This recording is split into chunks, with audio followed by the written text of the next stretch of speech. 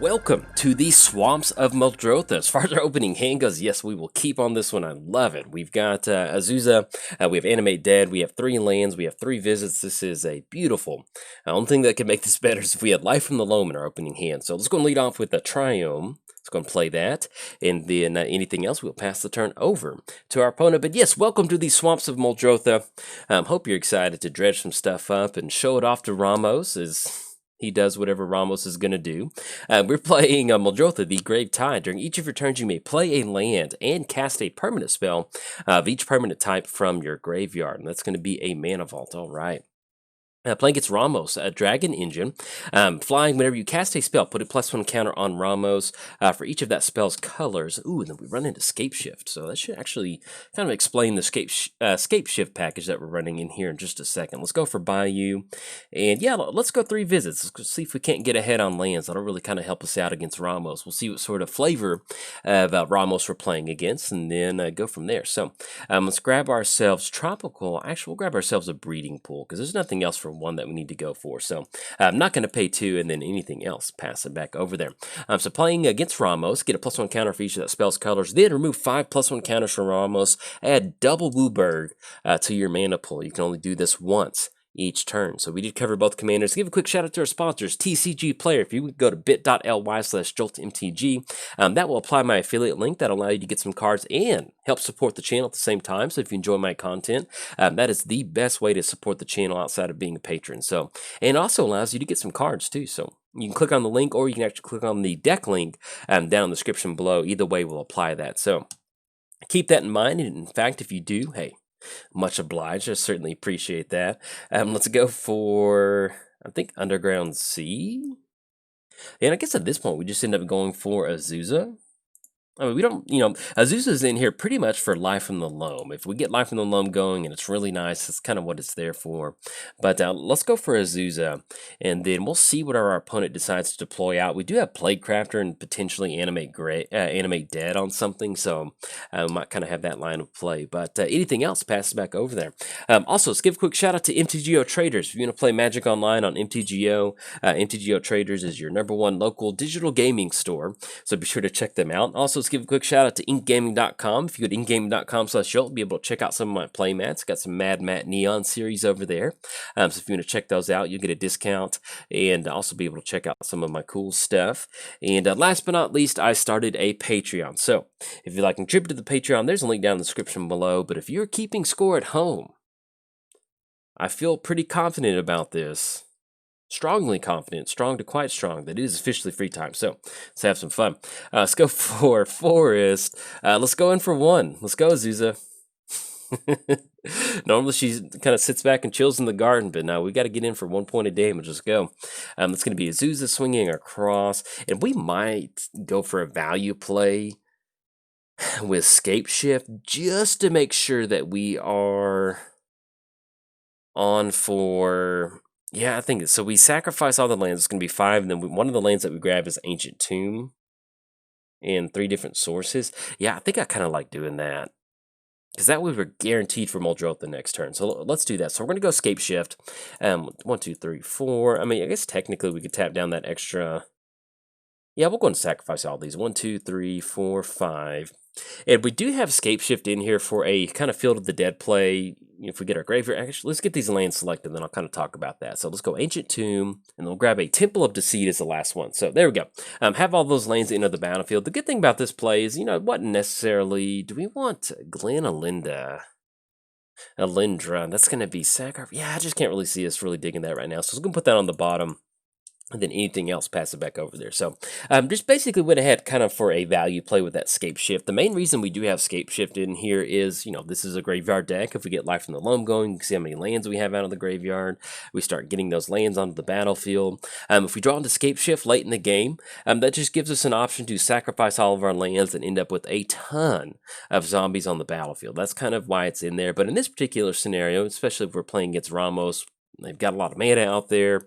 We want to power out Muldrotha as quickly as possible. So this is going to allow us to get Muldrotha out next turn, just in case we don't hit that 6th lane drop. Didn't want to take a complete turn off not getting down Muldrotha. We really kind of need that to happen. So, and what... Okay, I saw their graveyard. No, they revealed the cards. There we go. All right, so we'll see what they got off of that Ajani here in just a second. And actually, we do have Plaguecrafter, so let's get this reveal zone popped up. Yeah, and they actually revealed all non-land card permanents this way. Put it in your hand. So that's be Consecrated Sphinx and Karn. So that is that's pretty good. So we end up going Muldrotha. That will give us an extra land drop for the turn, and then we can actually, I think we can try to Plaguecrafter our way out of this one. So let's do that. That's going to be 1, 2, 3. Let's play the Triome out of the graveyard. Let's go and swing in with the Zuza at Ajani. It's going to knock them down to 5, and then anything else pass back over to our opponent. So next turn, we do have Plaguecrafter. They do end up deciding to go for Karn. We can actually end up going Plaguecrafter with Animate Dead on Plaguecrafter. So that'll be a good way for us to at least hopefully get rid of some of those Planeswalkers out there. Let's see what they're going to be tapping out for. That's going to be Karn. Okay, I'm going to cross that off, and we can also cross off that Demonic Tutor. So they do end up taking, yes, we'll send Muldrotha back to the command zone. Yeah, because we end up going Plaguecrafter and then Animate Dead on Plaguecrafter. Yeah, I like that a lot. So that's going to be Lattice, Primetime, Consecrate. Man, they are ripping straight gas off the top of their library. Good night. It's going to be Sidisi. Yeah, let's do this. So let's have, I guess it doesn't really matter how we swing in. So let's go for Plaguecrafter. It's going to be 1, 2. We'll have Plaguecrafter come back. This is one of the good things is that with Plaguecrafters, not necessarily creatures, 2 Planeswalkers, so we're going to be able to get rid of both of those. So sacrifice a Planeswalker, see who they decide to sacrifice. We'll sacrifice Plaguecrafter because we have Animate Dead for us to go for again. Let's go Animate Dead on Plaguecrafter. And I think at this point, we'll just go and sacrifice Plaguecrafter. That way we have Plaguecrafter in the graveyard. So there we go. All right, let's going to get rid of that. Let's go and swing in for Azusa. I will say this, our opponent's probably going to take the take the game over from here based on what they have in their hand. But at least getting rid of both of those Planeswalkers, that was a pretty good feeling. So we're going to go and swing in for 1. We do have Sidisi, but yeah, I think we'll just end up waiting on that one. We'll probably see if they take a turn off. They end up going Consecrated Sphinx. Sidisi's Faithful might be pretty good for us. Either way, we still have Merciless Execution in our hands, so if they do completely tap out for one of these big creatures, that'll really help out. But if they do end up going for Primetime, that's not going to be so good, because that's going to allow them to get ahead on land. So, and if you're wondering why is Primetime in our opponent's deck, this is 1v1 Commander on Magic Online, which is its own format. It is basically the same as regular Commander, except that Primetime's legal.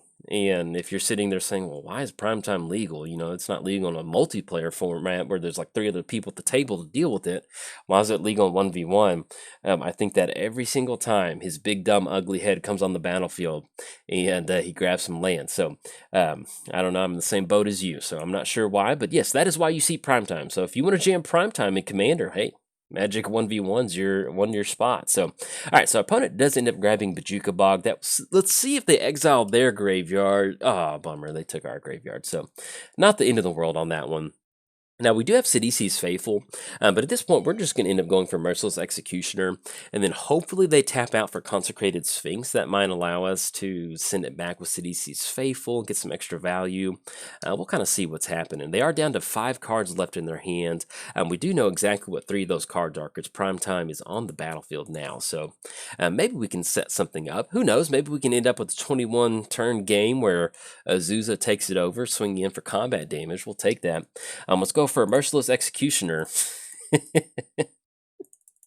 There we go. It's going to be Merciless Executioner. Each player sacrifices a creature. Well, that's not having so many lands. We're actually doing pretty good.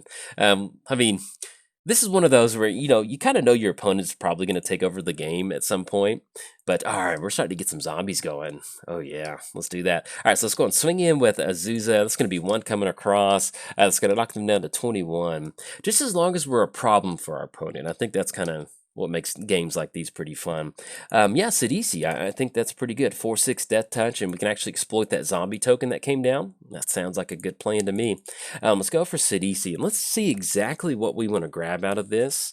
Let's go ahead and exploit the zombie token. That would keep Sidisi out there. I guess an argument could be made for putting Sidisi in the graveyard, but Yeah, 4-6 with Azusa kind of knocking down our opponent's life total, we might be able to assemble something. So we do know that Consecrated Sphinx is in their hand. We're going to see that, and we do know that Pernicious Deed is over there. So let's just kind of get a quick look at what we want to grab. I think at this point, I think we just go Hydroid Krasis. I mean, we could try to grab some sort of targeted removal on Consecrated Sphinx, but I really like the thought of just tapping out completely for Hydroid Krasis, getting a lot of card draw. We could try to hostage take our way. Yeah, actually, I'm not super wild about that, because if they end up going Consecrated Sphinx with Deed, they might have enough to do that. So at this point, one of the things about Muldrotha, this is kind of a good stuff deck, and so we're simply just going to grab a Hydroid Krasis and then pass the turn. There's not really anything that we can grab that's going to be direct remove. I mean, we could grab some direct removal for Consecrated Sphinx, but as far as trying to progress our board state, I really think Hydroid Krasis is going to be a pretty good spot. So that's going to be 1, 2, 3, 4, 5, 6. So we're at least looking at 3 card draw, 3 life gain off of Hydroid Krasis. That does put a threat out of the air. Then if we can somehow get Muldrotha down and start casting Hydroid Krasis out in the graveyard, that might be a nice little bit of a repeated source for us. So, I mean, yeah, if we grab removal for Consecrated Sphinx, we could maybe Mind Unbound. Beginning of your upkeep, put a lore counter, and then draw a card for each lore counter. Okay.